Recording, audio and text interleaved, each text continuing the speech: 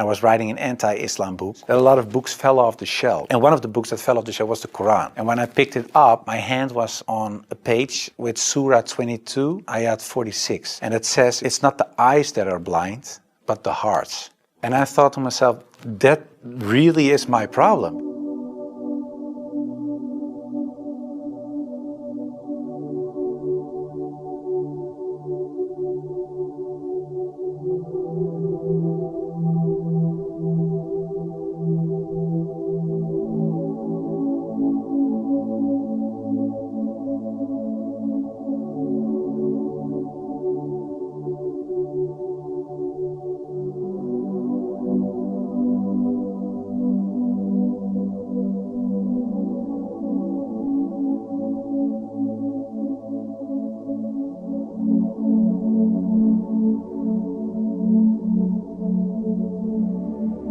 Before I was a Muslim, I was a Protestant Christian from the Reformed Church. We read from the Bible, we all got biblical names, we were all baptized, we went to church, etc., etc. Of course, I believed that there is a creator, I believed in heaven, hell, I believed in angels, revelations, and of course what separates the Christians from the Muslims is that I believed that Jesus Christ was the Son of God. In a more philosophical way, I believed he was God himself, of course. I believed in the resurrection and crucifixion of Christ, of course, and I believed in the atonement.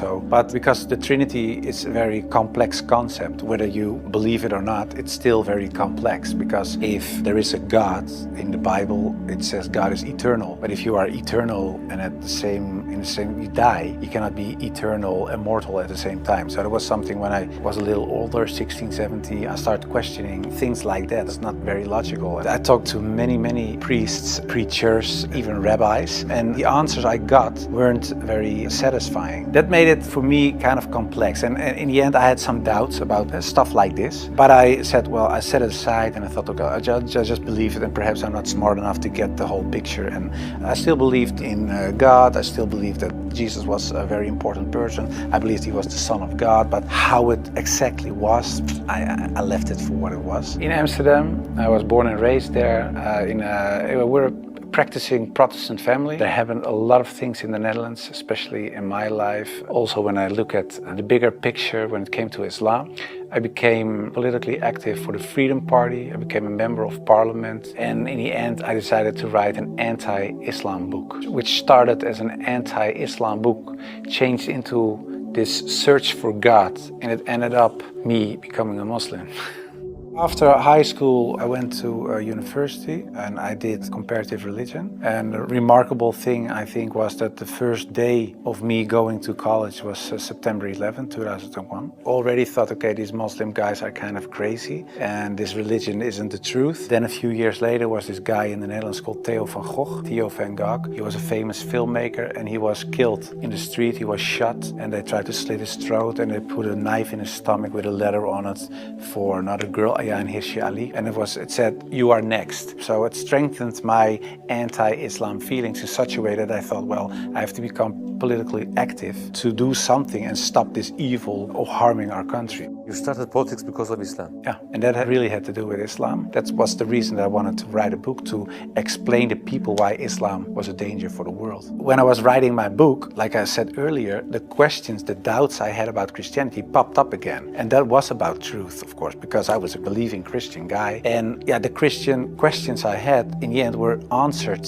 in an Islamic way. Because, of course, when I started writing the book, a lot of people think that it was a political book, but it wasn't so much a political book. It was a religious book because I wanted to show people why Islam was a danger as a religion, and I wrote it from a Christian perspective. So in the beginning, I made a comparison between the Christian concept of God and the Islamic concept. So I started comparing it. But because I had these doubts about the Trinity, and I saw Tawheed, the oneness of God in Islam, I thought, yeah, it sounds a little bit more logical. And then I thought to myself, well, I reread the Bible to refresh myself, to see, okay, why isn't the concept of Islam, the Tawheed concept, isn't the Christian concept? So after weeks and weeks of study, reading, rereading all kinds of books, I thought to myself, okay, perhaps this oneness of God is something that is true. So that's how it started.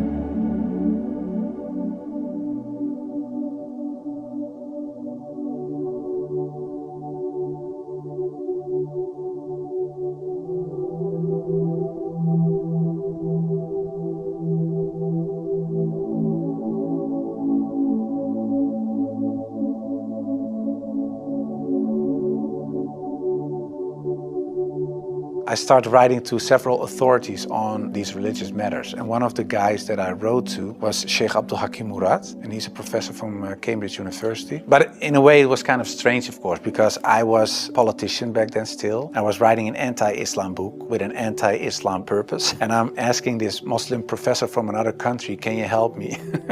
So I told him I'm writing a book. I have a lot of questions. So I was very plain why I thought, why is Islam promoting terrorism? Why is anti-woman? Why is anti-Christian? Anti-whatever. After, I think, 6 weeks, he sent me a very extensive email and he started explaining, directly answered a lot of my questions, but he also told me, you have to read this article, read this book, read that book, ask this person. And so he was very extensive in his way of explaining. One thing that I think was very wise of Abdul Hakim Murad to say was, he said, well, the books you read about with the anti-Islam arguments are written by non-Muslims. He said, if you want to know more about Christianity, you don't read books from atheists. You start reading the books from the Christians. Why do they believe this? What are the arguments? So he said, you have to do the same with Islam. So start reading Islamic books from Islamic teachers, from Islamic scholars, etc. And that's what I also did with the life of the Prophet, because I read a book from Martin Links, The Life of the Prophet, based on the earliest source of Muhammad. And it was written, of course, by a convert. And his way of reasoning, his way of telling, his way of writing appealed to me because it's culturally the same thing. How do I approach a certain topic, etc. And it was the first time that I saw him not so much as a warlord, because that's the picture I had in my mind, but I saw him as a father, and I saw him as a friend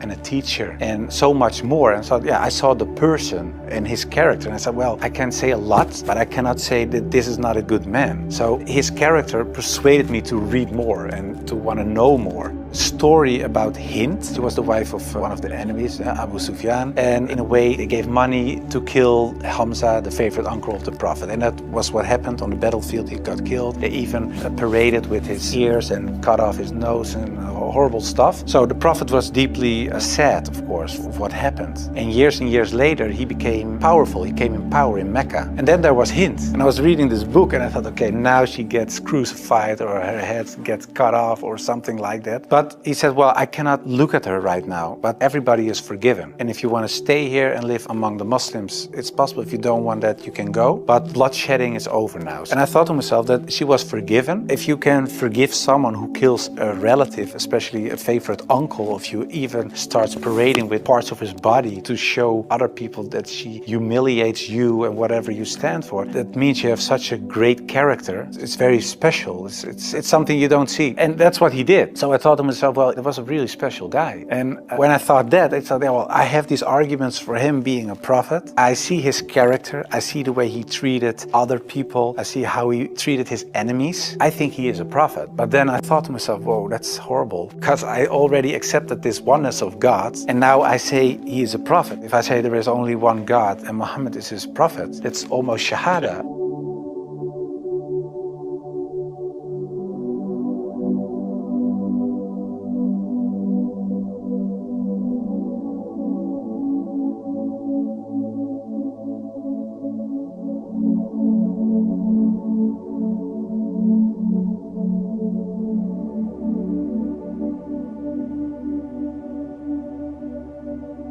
So I thought to myself, okay, let's close the books, stop. This is going in the wrong direction. And of course, I wasn't that anti-Islam anymore because of what I read, what I saw, and what I experienced. What I tell you now, it sounds a little like a fairy tale, but it really happened. In the end, there were all these books at the table. And when I had this feeling of, yeah, okay, this is shahada in a way, I thought, well, I put all the books away and I put the books on the highest shelf. But there were so many books that a lot of books fell off the shelf. And one of the books that fell off the shelf was the Quran. And when I picked it up, my hand was on a page with Surah 22, Ayat 46. And it says, it's not the eyes that are blind, but the hearts.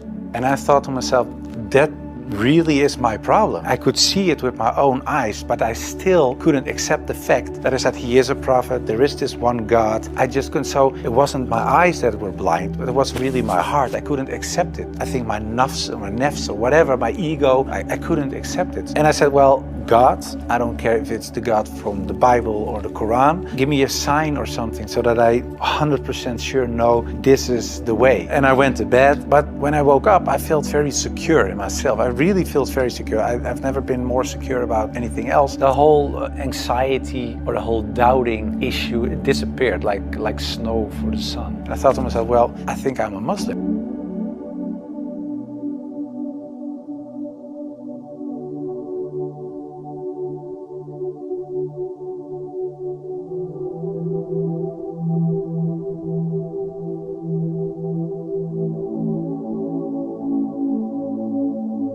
For a lot of people, especially some uncles and aunts, it was kind of a shock. They heard it when it was on the news. I told my mother, and my mother started crying. And my wife was pretty open. Yeah, she was very cool about it. She said, well, if Islam is what you really believe and that's in your heart, who am I? And yeah, some people from my old work were really aggressive. I got over 2,000 death threats from people who used to support me, of course. People who voted for me. People said the most horrible things. We will rape your wife, shoot you, know where your children go to school, stuff like that. And most of them, of course, is nonsense because they're crazy people writing things on their computer. I never chose a religion.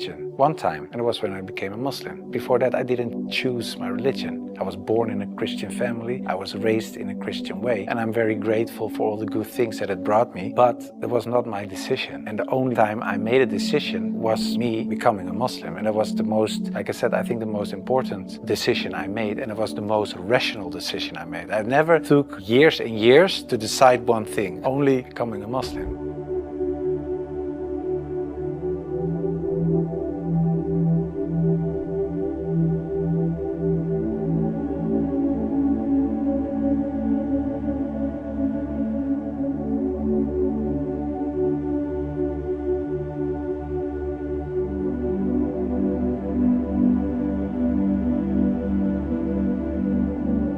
Founded an organization. It's called the IXC, Islam Experience Center. And we go to schools, primary school, high school, college, universities, but also to departments of the government, other social organizations, churches, to take away misconceptions about Islam, to share the message, to show Islam in its true colors. And we do it by virtual reality with the glasses, so it's a very fun experience as well. And we try to erase in a way the things I said and done in the past.